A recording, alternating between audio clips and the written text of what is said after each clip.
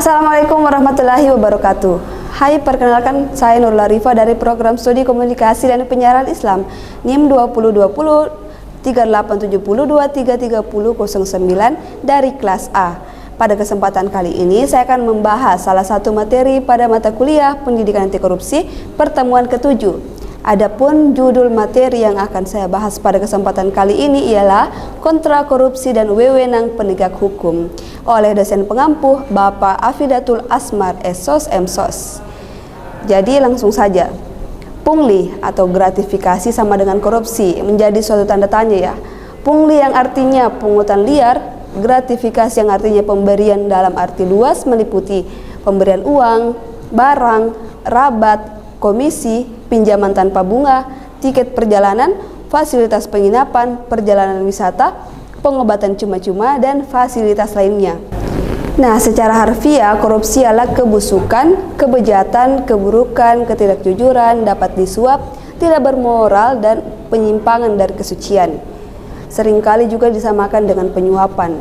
Nah, adapun prinsip moral korupsi, yaitu segala sesuatu yang merusak moral atau yang mencerminkan kerusakan moral. Dan tindakan korupsi adalah tindakan yang menjauhi dari yang baik atau dari yang ideal.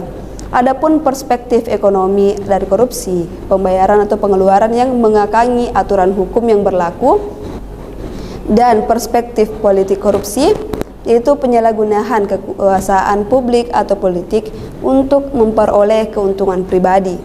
Dan ada juga Huntington korupsi, berlaku menyimpang dari public officer atau para pegawai dari norma-norma yang diterima dan dianut oleh masyarakat dengan tujuan untuk memperoleh keuntungan pribadi. Nah, perspektif sosial. Jadi secara sederhana korupsi didefinisikan sebagai penyalahgunaan kekuasaan atau kepercayaan untuk kepentingan pribadi. Lanjut ke adapun dampak dari korupsi sendiri, yaitu yang pertama, merugikan keuangan negara dan perekonomian negara. Yang kedua, menghambat pembangunan nasional. Dan yang ketiga, pelanggaran terhadap hak-hak sosial ekonomi masyarakat. Dan yang keempat, ada ancaman terhadap prinsip demokrasi.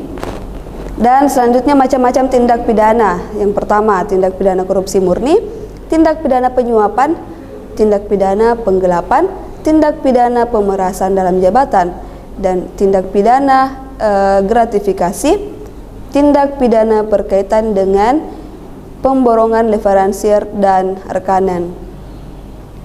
Selanjutnya ada percobaan pembuatan dan permufakatan jahat, tindak pidana penghambat atau menghalangi proses peradilan.